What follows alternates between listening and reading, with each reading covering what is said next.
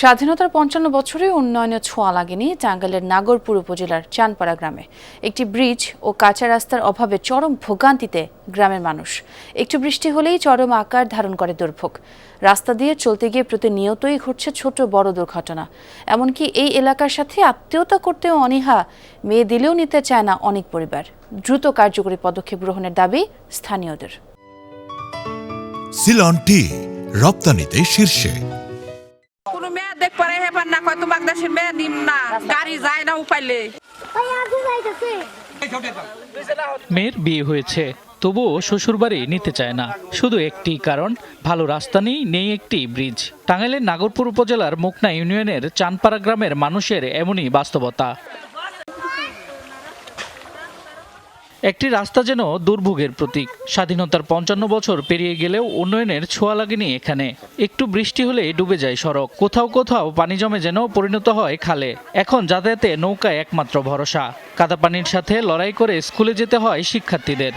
আমাদের স্কুলের পাশ দিয়ে কেদা, আমরা এনদে হাঁটা চলা করতে পারি না। আরে ছাত্রগুলো হান্না উড়বে এনে কইরা মরবার নই চাল। কাজ হইলে মাসে মেশাদিন নিবাস না, পোলা বিয়া করে পারি না মেশাদিন। সুস্থ হইলে তারে সাইন বেঁধে নেওয়া হয়, দৌড়াদৌড়ি করে নেওয়া হয়। খুব পরিস্থিতি খারাপ। এই আমুক গ্রামের মতো এত ব্যাকওয়ার্ড কোনো গ্রাম নাই। রাস্তাঘাট সব দিকেই সমস্যা ভাই। জরুরি চিকিৎসা নিতে গিয়ে চরম বিপাকে পড়েন রোগীরা। সময় মতো হাসপাতালে পৌঁছানো হয়ে ওঠে অনিশ্চিত।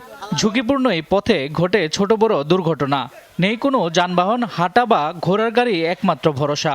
নির্বাচনের সময় প্রতিশ্রুতি মিললেও বাস্তবে নেই কোনো উদ্যোগ। বছরের পর বছর একই চিত্র। দুর্ঘটনা বাসা নাইলে আমরা চলাবাড়ি না কথা, ব্রিজটা হইলে আমাকে শতগুণে ভালো। এখানে কোনো ব্রিজ হইতেছে না, দুইবার পাশ হয়ে যায় কেটে যাচ্ছে, তাও আমরা এই ব্রিজগুলো আমাদের আসতেছে না। ভোট দিতেছি, এখন ভোট দিয়ে পরে আর কোনো মূল্যায়ন হয় না, আর কি কুমার। জনসাধারণের দাবির প্রেক্ষিতে রাস্তাটির বিষয়ে বারবার কর্তৃপক্ষকে জানানো হলেও কোনো কাজে আসেনি বলছেন স্থানীয় জনপ্রতিনিধি। আমরা অনেকবার উপজেলায় এই 30 মিটার ব্রিজের জন্য আমরা কয়েকবার আবেদন করছি, কিন্তু হয়তো আমাদের দুঃখের বিষয় সেই কাঙ্ক্ষিত লক্ষ্যটা আমাদের পূরণ হয় না। জনদুর্ভোগ কমাতে কার্যকর ব্যবস্থা নেওয়ার কথা জানালেন এলজিডি প্রকৌশলী। প্রকল্পের চাহিদা চাওয়ার প্রেক্ষিতে আমরা আমাদের ঊর্ধ্বতন কর্তৃপক্ষ নির্বাহী প্রকৌশলী দপ্তরে ওই ব্রিজটির চাহিদা সহ পাঠানো হয়েছে।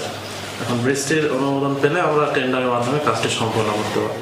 সামাজিক সম্পর্ক থেকে শুরু করে শিক্ষা ও চিকিৎসা সবকিছুতেই পিছিয়ে পড়েছে চানপাড়া গ্রাম। একটি ব্রিজ আর পাকা রাস্তা নির্মাণে বদলে দিতে পারে এই চিত্র। এখন শুধু বাস্তব উদ্যোগের অপেক্ষায় এলাকাবাসী।